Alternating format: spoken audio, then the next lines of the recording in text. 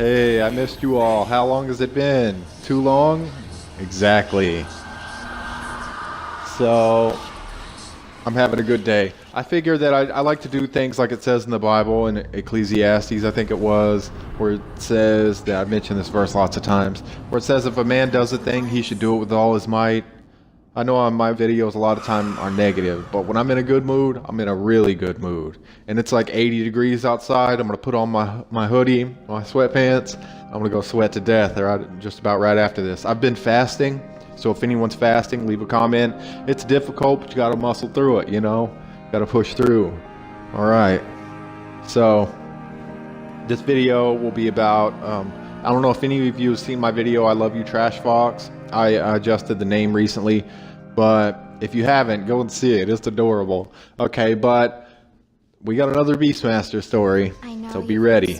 But first, this mark carries the anger of an entire race, but it's going to hurt. And as you probably guessed it, I am the wearer of the Reaper's death mark. So, with masculine generosity, even as boys, is far more selfless than any woman could ever truly understand or let alone emulate. I've seen them try. They not only can they don't get it, something doesn't click and they can't pull it off. There's always something fake about it or put on. They don't sacrifice. Yeah, but I've seen them try and it's just like you're faking it and they know they're faking it, but whatever. So okay, masculine generosity cannot be topped. So during a random camping trip in my youth, at the same lake where my video M. Bison and My Brother's Keeper, where I knocked out a guy and then saved his life when I was 7 and he was 14. Well, 7 years later at the same lake, this story happened. So if you want to go see that movie, I'll hyperlink it, or that video. So I temporarily, or rather, we were having a random camping trip there in my youth. And I temporarily gave up my tent because a single mother that was part of the extended family group didn't bring enough tents for her many children. So I temporarily gave up my own tent that I had bought with money which I had earned mowing other people's lawns in the middle of summer. I was about 14 years old at the time. I stopped talking to my relatives since then, and I didn't even know the aforementioned single mother or her thug spawn at the time. However, I slept on the grass anyway.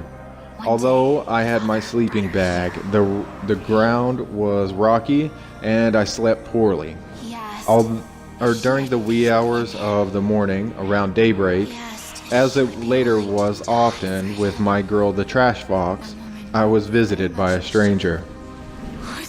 My dad said that he saw them by me, but didn't want to startle them, so he let it ride.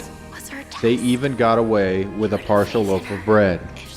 Naturally, I awoke after getting a lengthy face massage to the sight of a band of raccoons, by whom I was surrounded, each weighing at about 35 pounds and having about 3 feet in length. What's that, you ask? Did I trip balls? Did I kill them all? No. I simply grunted to them, pet Sly Cooper, who would not quit touching my face a few times, and went back to sleep.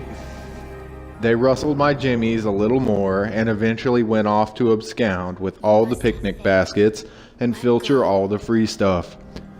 Just as Foxy the Trash Fox traded me her foxy skills in exchange for snacks and snuggles, so too did Sly Cooper the Trash Panda exchange his raccoon abilities with me for some delicious people bread and some sleepy pets from the forgotten Beastmaster himself. All you need to know is it's an animal thing.